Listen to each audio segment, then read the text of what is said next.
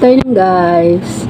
Today guys, gagawa tayo ng donut. Donut guys, ang gagawin natin. Okay, donut with sugar and cinnamon coating. Cinnamon coating guys. So guys, magtitimbang tayo ng tawag dito, flour. Lahat guys.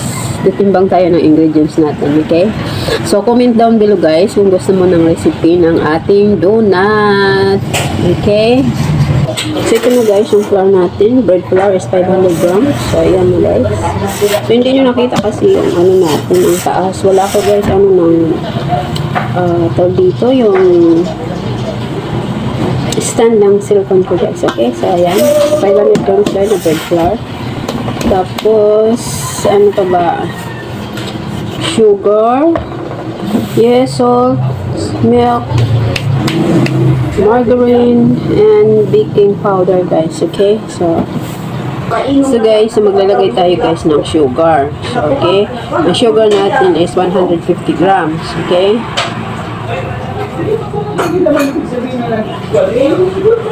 So ayan guys, sobra.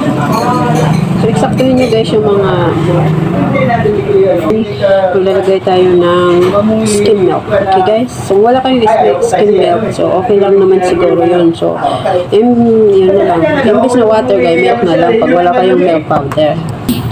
So kung alam niyo skim milk kaya ito for bread, so mag-add tayo guys ng 50 grams skim milk. Tapos sunod is margarine, tapos water, salt, yes, okay guys? So ayan, next margarine. So guys, margarine 50 grams na margarine guys. So i-add natin dito. Kulang pa ibang ingredients. So ngayon lalagay tayo ng yeast. Timbang-timbang tayo guys. Aray ko, ang yeast natin guys is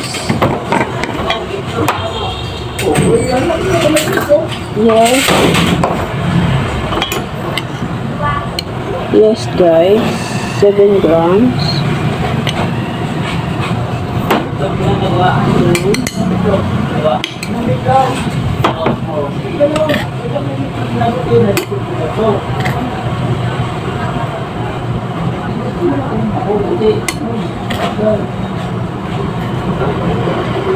Six grams plus 7 grams. Tapos guys, next is salt.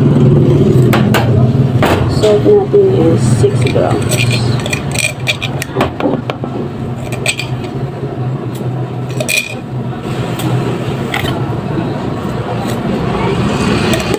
Ayan.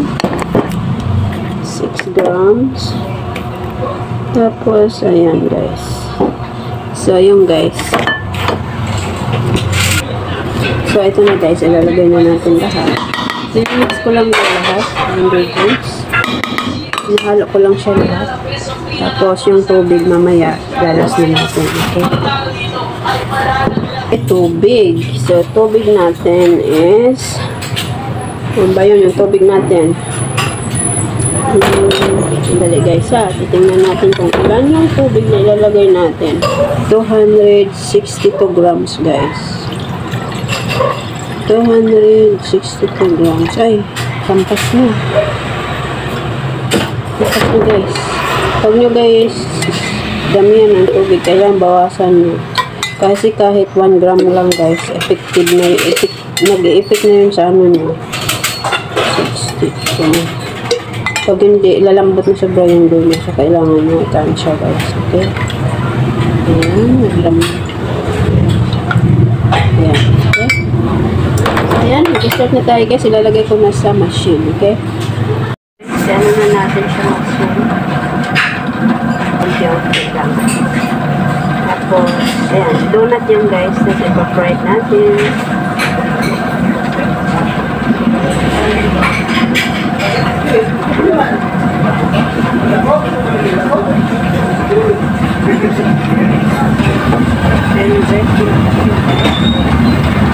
Start na tayo Kaunti lang guys, kung may buhos lahat guys. Kailangan, kung ayaw nyo guys ng water, pwede nyo lagyan ng milk. Liquid ng milk. So, para, ito kasi pang business guys. So, no need milk. Yung pagkain nyo lang guys, pwede nyo pasarap din. Ito masarap din ito. Kaso, siyempre, pag milk mas mahal din yung dito natin. Kasi mahal muna. So, ayan. Okay, so, okay, smooth na yung program. So, lapit na.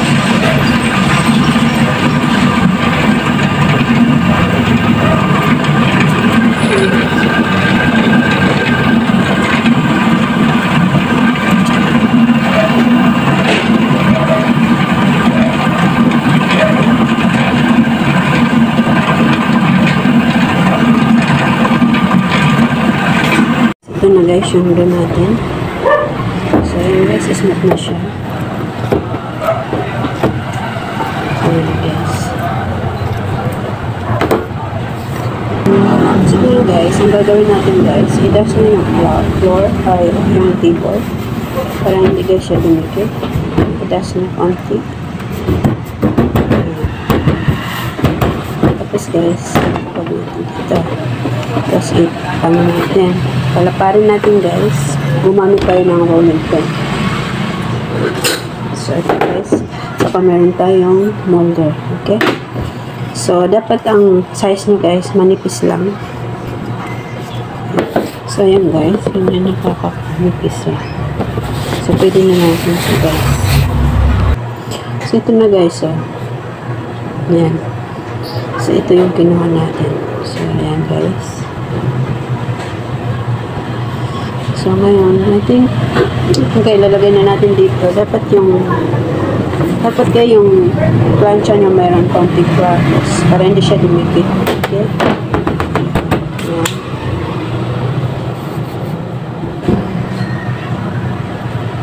Ayan. Tapos ganun lang, guys. Ayan. Dandanan nyo para hindi ma-deform yung ano na. Ay. Wala, hindi natin nalagyan ng ano. Sayang guys. Okay. So, just continue lang guys. Ganyan. Let's maubos natin.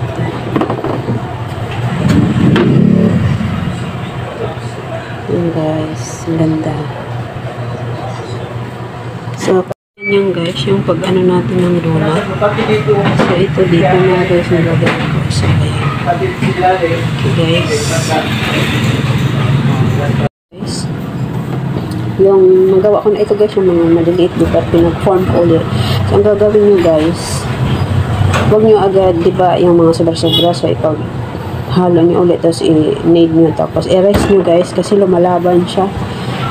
I-rest nyo muna bago nyo i-gawin ulit ng flatten. So ayan no, so ito na-rest ko na siya ng 10 minutes pero lumalaban pa rin siya, so kailangan pa nyo guys ng counting rest. Okay, so ano lang natin guys, tatabunan lang natin para after 5 minutes guys babalikan ko kayo. Okay guys, ganyan lang kanipis guys. Yan, basta pantay nyo guys yung kapal. So yan guys, yan, tanggalin na natin siya. Tanggalin natin para i-formulate natin ito. Ayan guys.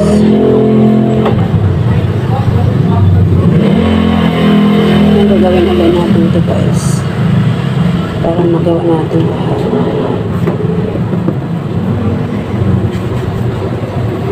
Ito guys, sasama ko na rin. Hindi naman natin yung i-edit ng mga bilog-bilog guys. Pwede rin siya. Sasama lang natin guys.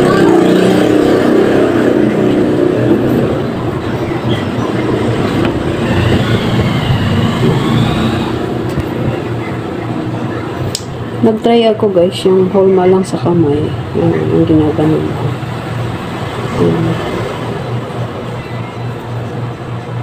Pero iba talaga guys yung pag ganito. So ito siya guys. Oh. Tingnan mo difference. Diba? So, mas dito ako okay. Pero pag wala kayong molder guys, pwede rin gawin yung ganito.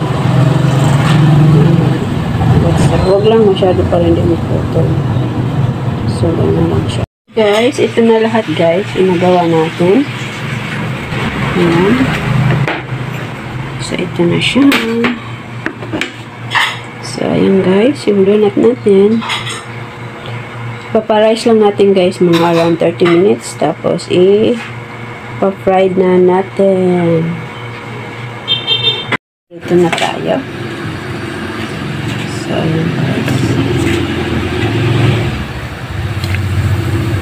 Dandahan lang guys kayo mag-ano ng oil. Baka matalsikan yung kamay, mainit. Ayan. Ayan, huwag masyadong puno gayang tama-tama yan. Okay, so ayan.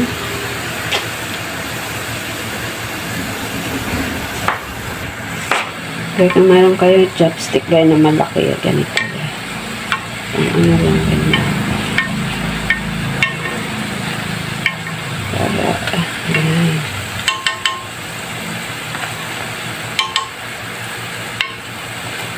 Huwag masyadong gray brown. Yung tama lang.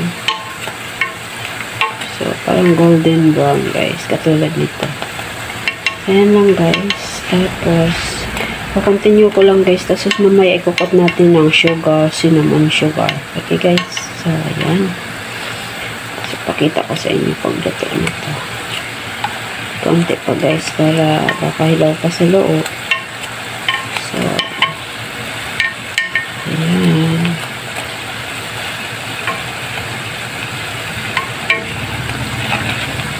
So, guys, kunin na natin. So, mas maganda yung mayroon kayong ganito guys. Para, aray. Dali.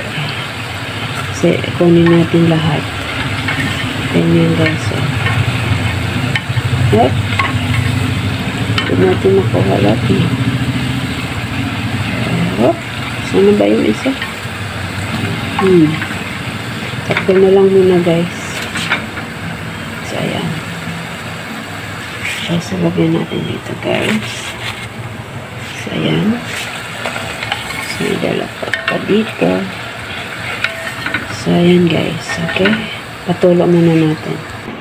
So, ayan na guys, lahat. Ikupot na natin ng sugar. Ayan guys, magkukop na kami ng cinnamon